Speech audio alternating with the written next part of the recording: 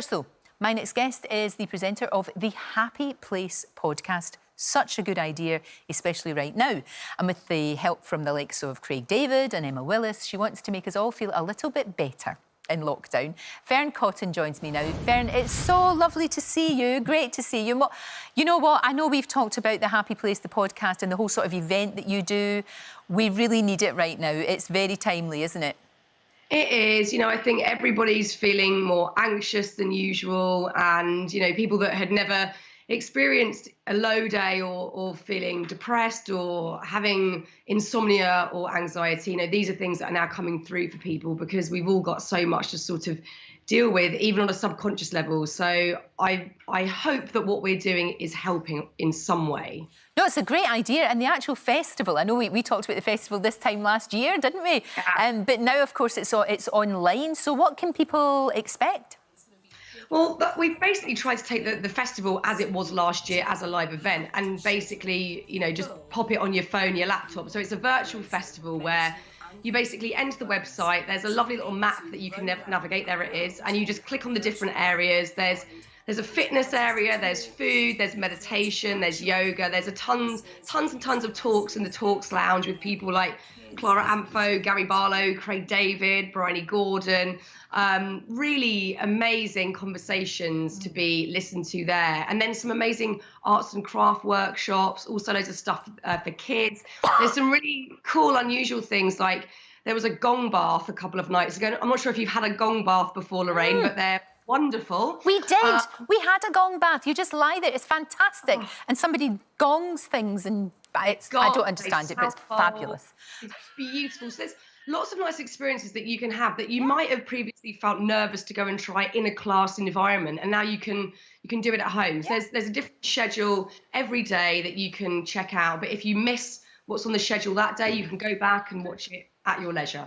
It sounds great. What sort of feedback have you had so far? Is it really making a difference to people? Is it getting people talking, getting people feeling? Because you know what it's like right now. Everybody gets bad days. Everybody's feeling anxious and a bit overwhelmed. Right.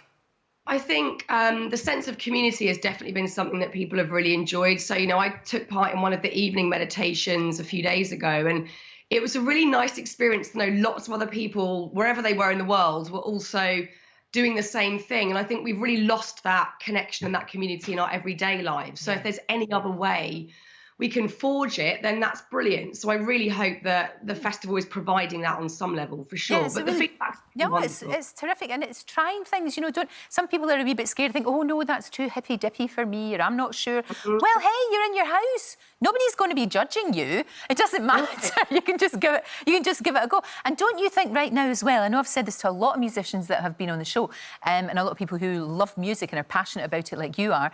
Never been more important, music right now, to lift our mood and to make us feel better. I agree. We've actually got a couple of music sets at the festival as well. There's a bar area where there's mixology classes and DJ sets, and we've got a set from Freya Ridings, another set from an artist called Jones coming up a little later. We've had DJ sets from Marvin and Rochelle. We need music. Yeah. We need a little bit of light relief here and there, wherever we can get it. So yes, I think it's imperative at the moment. Absolutely. I've found myself going back to stuff that makes me feel better, you know, like things like bands that I absolutely love, like the Stranglers and the Jam and Hue and Cry and all these, because it brings back really good memories when I felt safer as well, I think. Yeah.